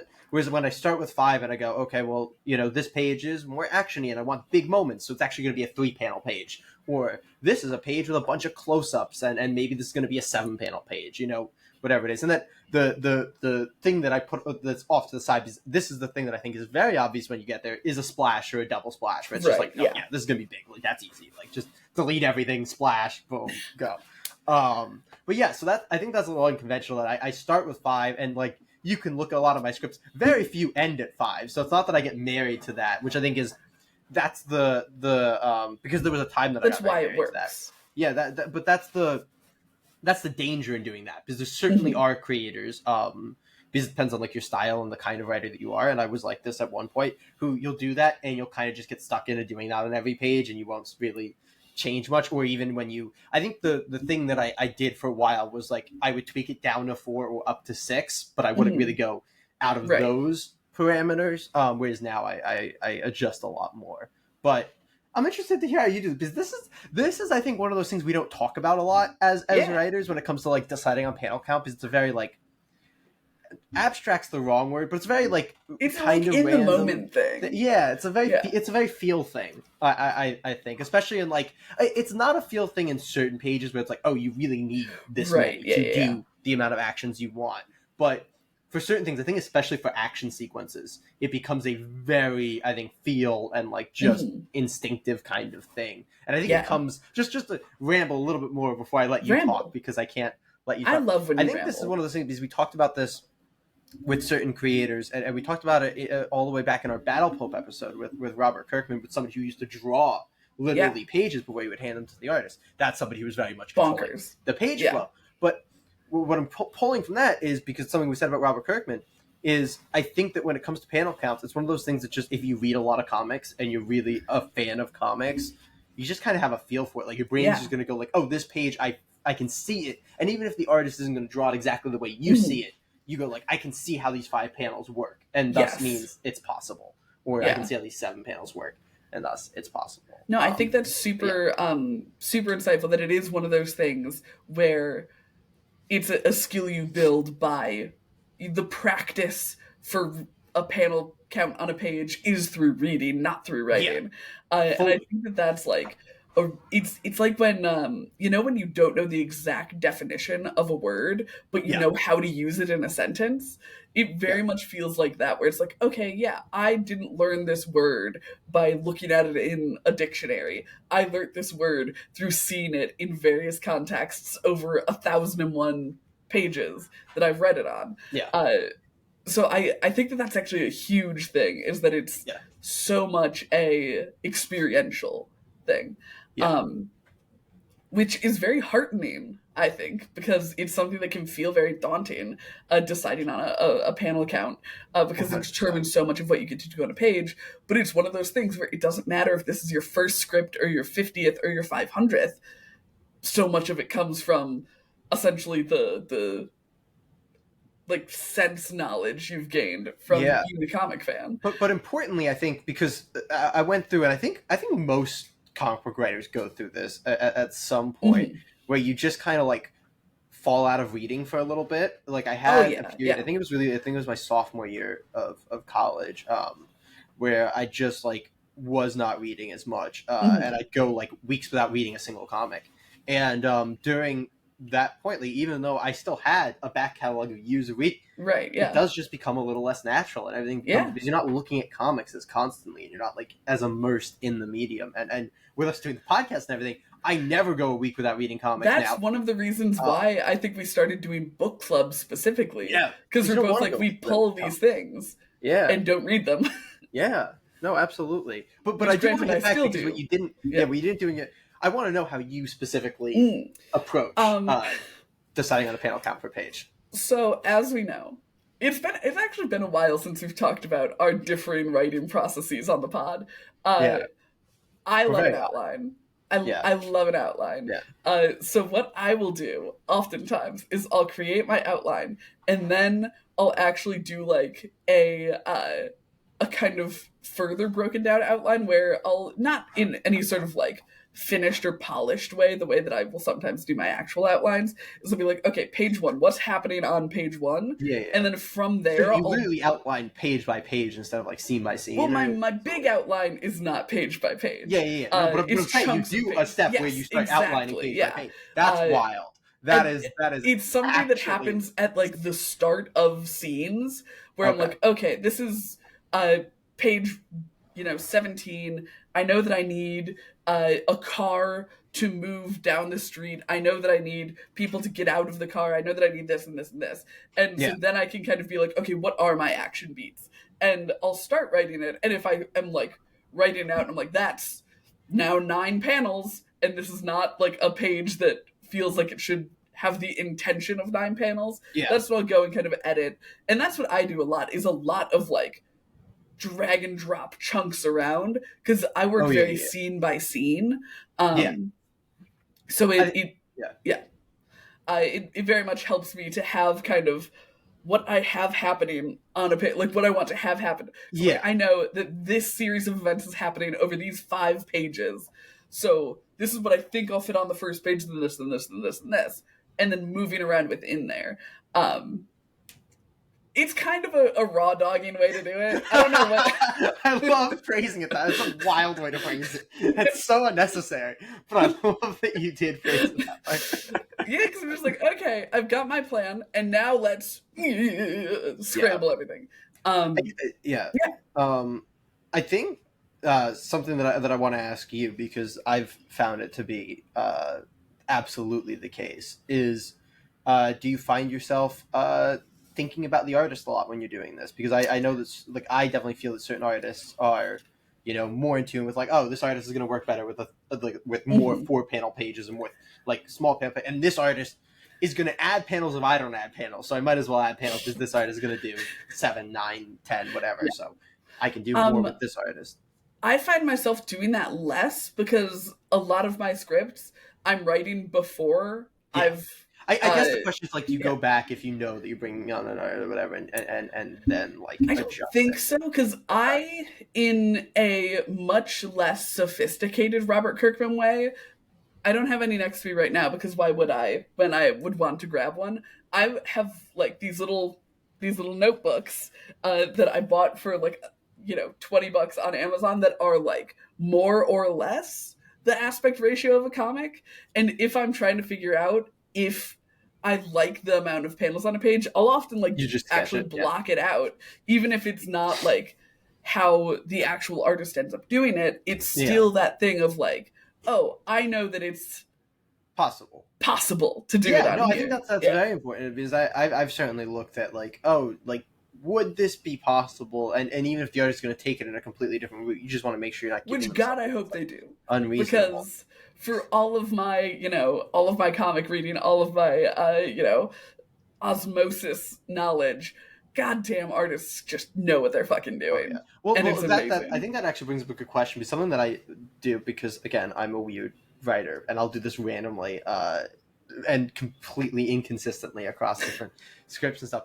I do sometimes like, have a specific layout for a page, and I'll put out, like, I think Hmm. the conventional one that I think a lot of writers do is when they want something to be a grid, they'll say it like, this is going to be Yeah, yeah. a grid page. Like, I think that's completely normal for a writer to be like, a Hmm. standard sort of grid, either a 3 panel grid, a 9 panel grid, um, even sometimes a 6 panel grid. I don't think the 6 panel grid's used as often as No, it it's used to funny. I be. was thinking Um, about when you were saying like deciding if something's going to be 3 panels or a one-page splash. I'm like, I don't know that I have ever read a book that has a 2 panel page, unless it's like a I've splash definitely with an done it a couple inset. times.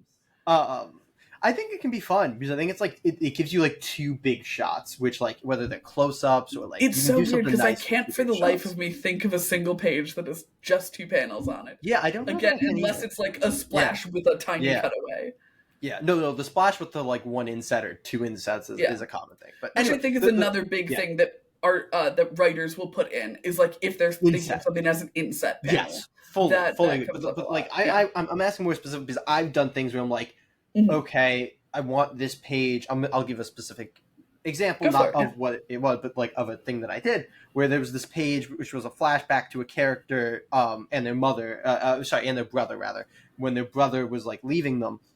Um, and I wanted to, like, emphasize the distance between these characters, and they were, like, on a Hmm. street. So I told the artist, like, I want all three. I think it was 3 panels. I want all three of these Yeah. panels to be, like, on top of each other, stretching the length of the page. Maybe it was 4, because it wasn't just like a 3 panel grid. I Yeah. think it was 4. Like, I want these to stretch the entirety of the page with the characters at the far ends of each thing, because I think that'll emphasize the Love distance. that. Yeah. And I've done a couple times where I've had, like, that specific layout, and I've been like, can you try doing this, because I think this Hmm. will emphasize what I want. And again, very consistently, don't do it even in every series, never mind in every issue. Right. But Yeah. there's certain moments where I have that. I'm interested to hear if you ever have, like, a specific layout that you'll try to get across to the artist.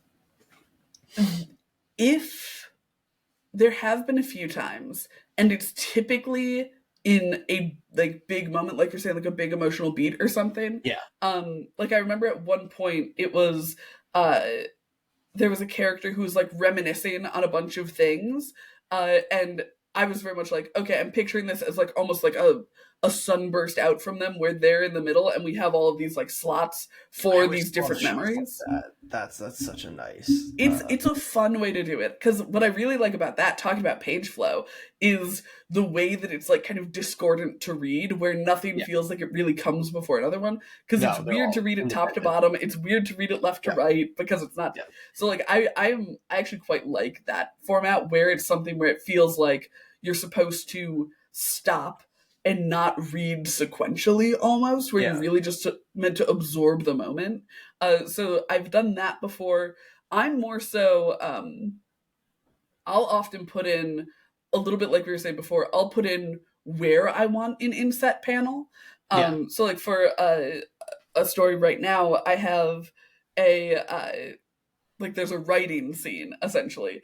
And I was very specifically like, okay, I would like large panel where the writing is happening, on the like bottom right of it, an inset panel that shows the close up on the writing. And Right. then Right. at the bottom of the page, it's like in the top left, we have that writing inset. And then because something happens during the page. Uh, Yeah. and so it's like, okay, and then we have the kind of reflection of that, like the diagonal reflection thing going on. So I'm often less full pagey with it, Yeah. especially because I get very clear visions of pages, and I'm like, no, actually, Yeah. that's That's. boring. Because like I'll be like, how can I make this happen efficiently, Yeah. as opposed to how can I make this happen beautifully? Because I Right. wish I had that skill set, but oh my god, people who do, that's why I'm paying them, frankly, Yeah. Yeah. because they're good at what they do. I think there was a while ago. I think that there was this like anthology that we were both submitting to, and if I remember Mhm. correctly, I don't think you actually ended up doing submitting with the artist, but if I remember correctly, I think you had sketched a thing to that artist for Yes, a page layout. So that's why I I was think asking, because I so. thought Yeah, that you had yeah, done it yeah. a couple times, because I remember that specific example. Yeah, I think because that one didn't pull through, I have left it from my brain. I'm just like, didn't Yeah, matter. yeah, Nobody wanted it. very, very fair, very Um, fair. And you also like the difference, I think, between us doing something like this is I'm sitting there trying to explain it, because even if I try to draw it, like I am not competent enough to even make layouts that people will be able to understand. Whereas Katie is while not artist, she can make a layout. You'll know what the hell's going on, So yes, she could very I've. much do that kind of thing if she I would wanted like to. to point out, Jay has drawn things for his artists before, and they I took have. not yours, but the artists have turned out fine. Yeah, that's fair. That's fair. The funny thing though is like I've had mixed experiences with that. Like I've had where I've drawn it and like it clearly was not helpful, and I've had where I draw it and it was the thing that was necessary, and it was like, oh, Yeah. there. It's usually if it's something very simple that I just can't like Hmm. put to words. Like one was I had to at some point. I was trying to say that like they were wearing like a mechanical fisting, and it was like, oh, it extends out and hits somebody, and for whatever reason we couldn't. The artist could not comprehend. Like we couldn't get on the same page with what Yeah. that meant, and like I finally just drew like the arm getting longer as it Hmm. hit, and they were like, oh yeah, that's easy, and boom, immediately. Like instead of Yeah. going back and forth multiple times, sometimes just that little sketch that shows what you want is Yeah. what you need. But yeah, I'm a horrible, horrible It's artist. beautiful. It's beautiful. He drew. I always forget if they were marshmallows. They were marshmallows, right? Yeah, the marshmallows. I drew a He marshmallow. drew a beautiful I comic also book drew. I for don't know his if I ever saw Chinese you. class. I drew a character that we had co-created. I drew like a little comic for them. I don't know that I ever showed you that. But maybe I'll try to find that and show it to you at some point, because I Yes. don't think I ever did show that Yes. to you. Oh my god. Awful. It was awful. It was so bad. I'm We are so so off topic excited. too. Okay, yes. Talking about page flow. Yeah, page flow. One thing that I want to talk about on page flow, aside from like the way that we describe a page layout, is how you choose what action, how much action to put on a page. Yeah. So like if you're, I feel like kind of to state the obvious, the more emphasis you want to put on something, often the less panels you want to have. So like if Yeah. there's like a really important moment, that's when your splash page happens. If there's, a conversation that's like kind of info dumpy, you're probably going to have extra panels to just kind of get it out there. And it's like, yes, read this as opposed to look at this. And of course, it's always both because it's comic books. Yeah. When you're determining how to put action on a page, I want to look on like the page level instead of the book level. How are you bridging action between your panels on a page to make it flow in a way that Yeah, feels well, right? the first and very obvious one, but also not obvious for a lot of people who Always are make just the obvious. starting, is that you can only have one action in each Yes. panel, which is something that feels obvious, but I know a lot of people struggle with that when they first start writing. You'll read the scripts and it'll be like, you had a character do 3 things in that panel, and that's not possible in the medium. So that's the number one starting point, is make sure that only one action is happening in I feel like that's still each something I box. have to catch on edits. Most of the There's time it's times, something that yeah, can that I be still, communicated in one yeah, image, but it'll be like so and so throws a punch and so flinches. And it's yeah. like, okay, you can communicate that by choosing kind of one or the other, kind of making them happen simultaneously. But it's definitely something where I still catch myself being like, yes, Yeah, this is one action. I think it's because like sometimes in the writing sense you'll bridge the gap in a way that's unnecessary. So if the last panel was like, oh, they get yelled at, and the next panel is going to be the door slamming, you'll write they storm out and slam the door. That Yeah. can't be in one panel. As much as the artist might understand and just go, okay, I'll show the door slamming and the implications Mm-hmm. that they stormed out. But as a writer, you should be able to catch that and just be like, show the door slamming, the implications that they stormed out, Yeah. because the artist doesn't need that information that they don't actually Right. need to convey as much as, especially if you're coming from a prose background. I think this is where might be worse, is like in your Yeah. mind it's like, well, no, I need to say what happened in between I these need two to things. communicate that these Yeah, it's two like, things are connected. But it's like, you no, it don't, makes because sense. yeah, Yeah. like the nobody's reading your panel description. Like that's the thing I always try to tell people when I'm talking about writing with them, because I've had, weirdly, despite being a wildly unsuccessful comic book writer, I've had multiple people ask that I've multiple friends that I've like introduced to the format, who have come over from writing in other mediums. And the thing that I think I try to emphasize to them is that they are not writing their panel descriptions Mm-hmm. in like an artistic way, like for somebody to read and enjoy. Katie is one of those people, in case that was I not am. obvious Here's from the the thing. conversation. But the I important thing just is that, don't yeah, care. I want my yeah. artist to But listen, enjoy my no, prose. but the thing is, like, you, like, while you, and I think this is the like the great thing about this, like, because stylistically you're very different than me. Like, you didn't just start Yeah, writing the way yeah, that I wrote, but you are not writing the way that you were when you first started writing comic book absolutely. scripts, and it Yeah. was like very clearly a problem. And like, we all have problems. Like, you want to go Yeah, back to yeah. my first scripts, man? Like, holy shit, those things were garbage. You read any dialogue I wrote for like the first year I was writing comics, and it is awful. Like, it is just the worst. So it is. But like, the thing that I like, I'm a very clinical person. Like, Mm-hmm. when it comes to like my comic book scripts, at least when it comes to the descriptions versus the on page thing, I always think of it as an instruction manual for the Right. artist versus Yeah. like a prose piece of writing. Because I'm trying to convey to them what they need to know, versus, and I think honestly, the thing that got me there was the first artist I worked directly with. English was not his first language, and so anytime I tried to get even a little bit fancy, things got You lost in throw a metaphor translation. in there? Yeah, like even Yeah. just a common like English saying, or like a little thing that's like, oh, like Mm-hmm. if I said like, oh, he has fire in his eyes, it's gonna be drawn with little fire in his eye, like, because like it's Yeah. just how that happens when like there's a translation thing.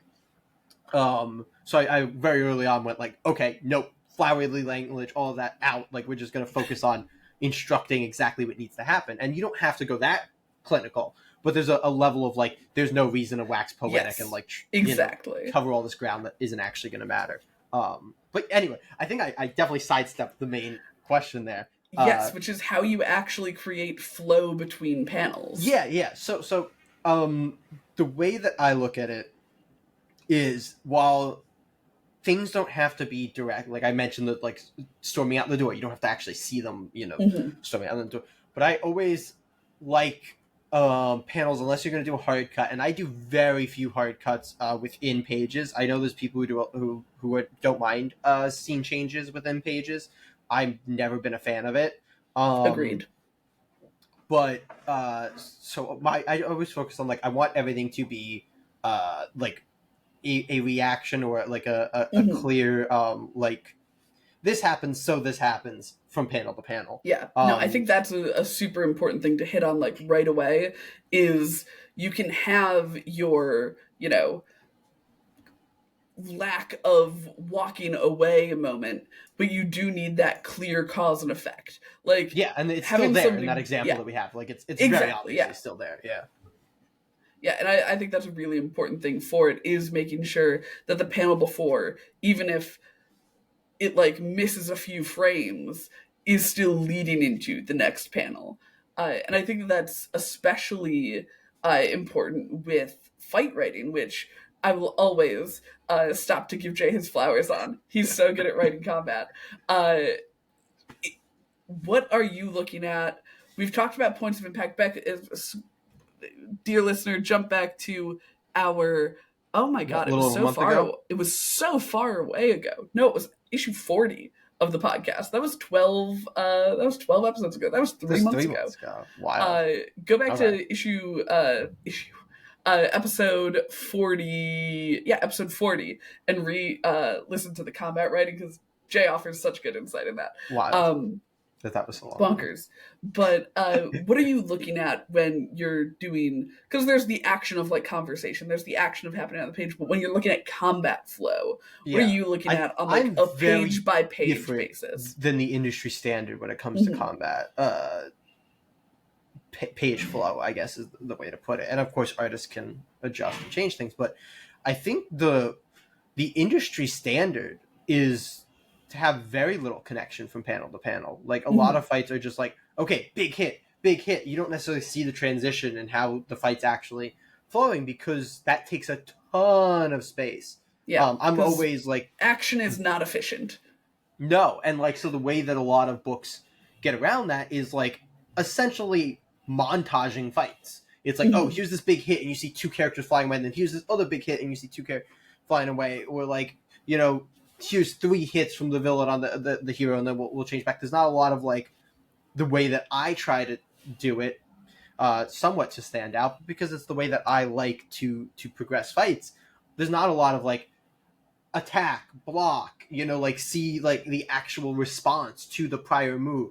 Oh, the character got hit, now they're down, they're gonna, like you're gonna see them have to like get back up. Like there maybe you'll get, I will say it's not that this doesn't exist, but it's that you might get like a page of this out of the 4 pages of fights, while the Mhm. rest is a much more like high level montage.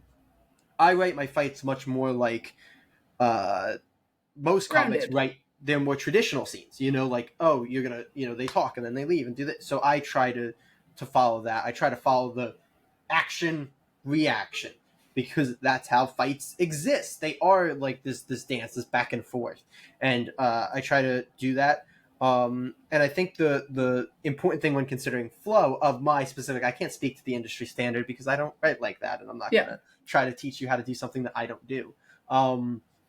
I think the important thing to consider when you're doing that is, one, like I said, that takes up a ton of space, so don't take up too much space, and have a very simplistic fight path. And two, make sure that you are not, basically make sure that the next action is never going to feel disconnected from the prior action. Like make Mhm. sure that it's going to be a logical follow up. So like if your character just got hit and they were, like flying backward, don't then suddenly have them grappling the character in the next one. It's like, how did we get there? He was flying backwards. I want to see what happened. Like if he was flying backwards in the way that I write, he's going to hit a wall in the next panel. Like that's Mhm. going to be the way that they flow, because again, action reaction, like it's Yeah, the and I same think way a lot that of I that goes back progressive thing. to the discussion of point of impact, which Yeah, is absolutely. like you said that to me once, and now I bring it up all the time because it's such a good like. It's one of those things where it feels like such a good vocabulary term to keep in your mind Oh when you're yeah, writing. it's Uh, it's my, if I have one thing in like comic book writing vocabulary, it's like, yeah, point of impact. Like that's Point of I impact. say It's it so important. constantly. I feel like maybe not as much on the podcast, but I at least say it or think it constantly when I'm writing. I'm like, oh, where are Mhm. my points of impact? I think I said it a decent amount when we were co-writing things together. I'm like, oh, we need, Yeah, yeah, yeah. points of impact in this fight scene. Which is just super important, and that's why I Yeah, keep bringing it up because it yeah, really is no, just such a it's good but like. I want to ask you It is a because golden nugget. I don't know, Yes. like weirdly, unless I'm being just completely stupid here, I don't think a lot of the things you've written, at least that I've read, have fights in them. They don't. So it's Especially not physical fights. yeah. So I'm very interested how you would, because I don't know if you do more like industry standard type combat when you do combat, or if it's That's like the how thing. how I you don't do really that. know either. I am not a big combat person. Like Yeah, when I'm writing, or really when I'm reading. Like I think that's why I prefer a lot of like noir and cowboy things. Because like classic cowboy thing is duel. standing Yeah, face to face and then one yeah, yeah, action. yeah. And I think that I actually pull a lot of that in when I'm writing and I'm doing like kind of conflict resolution. It's often that it starts and it's over. Yeah. Like I don't do a lot of, So how would you tit for yeah tat. how If would I you page were flow that? to No, approach no, an but how would you act, page flow that like quick okay, yeah, into it? yeah. Yeah, yeah. If that's what you I do, like think tell us that how you is page flow that. all about the build up. And Okay. it's all about the silence of it. Like that doesn't necessarily mean the So like are not speaking, but but are you it's saying all like of, that's where you want like the classic like sane panel doubled up type thing to like I think that's show super silence? important. Yeah. Like, I've got cowboys on the mind because I've always got cowboys on the mind when it comes to comics. Like, if a traditional fight scene might dedicate a moment to punching someone in the face and or somebody hitting a wall or something, Yeah. if you're doing a like tense build to a fight, what I'm looking for is hand next to gun, hand tensing in next panel, where it's Yeah. like you're communicating something when things are getting more But it's intense like and more like the intimate, right? Like it's more like tight on exactly. things. Yeah. Yeah. And that's what I think I really like in a fight is how the kid, because I've said it once, I'll say it 1,000 times. I'm such a goon for like the way that non-speaking things characterize characters. Oh yeah, So yeah, the yeah. way that they react in a fight, like physically, non-verbally, like we just read Nightwing 120, and one of the big things that the I spooky love how you're puppet telling that master. like that wasn't in this episode. That's what I said. We just read it. Oh, okay. Yeah. Like you're like, oh, we just read this like outside of the episode. No, no, no. We Anyway, just I'm sorry. read this Yeah, 20 minutes ago yeah, in the pull list rack. yeah, 24 hours ago in real life. yeah. 24 hours ago. Um, but there's this really great moment of like when Dick stops smiling during a fight. And it's like, okay, Yeah, that's like such a good characterizing physicality thing to have go on in a fight. And so I think having those like small moments that can then lead into a big moment. Like the moment of a duel is a huge moment. Like when both oh guns yeah, go off and then, somebody falls over. That's like it is hard to beat that in terms of like 0 to 50 climax of a fight. oh yeah. Like, yeah, That's your just all the way up and right back down. Like it's that exactly. quick peak right there. Yeah. So having that really big build up, having those little moments of characterization that even though it's not somebody punching the other person, it is like them assessing each other, and it's kind of their, I'm gonna in quotes say their moves to do these things, where it's like, yeah, these are the little things that make the fight feel like important and Yeah, alive. Uh, so I think absolutely. focusing on the little moments is a really good way to uh, add in those missing bridge moments that you don't necessarily need during a conversation. Um, so I think that's a very fun thing to do. We love a little inset Absolutely. panel. Oh yeah. I mean, insta panels are just great. They're so Like good. it's a great way to have the art big and then also still have your smaller panels in there. Yeah, Love inset panels. It's great. yeah. It's I'm all great. about the inset It's a great panels. time. Yeah. But that's pretty much all I had when talking about page flow. Right. Pretty much all I had, I say, 35 minutes later. We are nothing if not ramblers. But We speaking are of right. us rambling, we've got even more to ramble about for you coming up. And last week. What Yeah. did we ramble about last week, Jay? So we put up our part 2 to our ranking Justice League members tier list. So yeah, if you have not checked out either of those, you can check out both parts are up on the channel now. And we ranked 60 plus. 63. I think it was Yeah. 63 former and current Justice League members.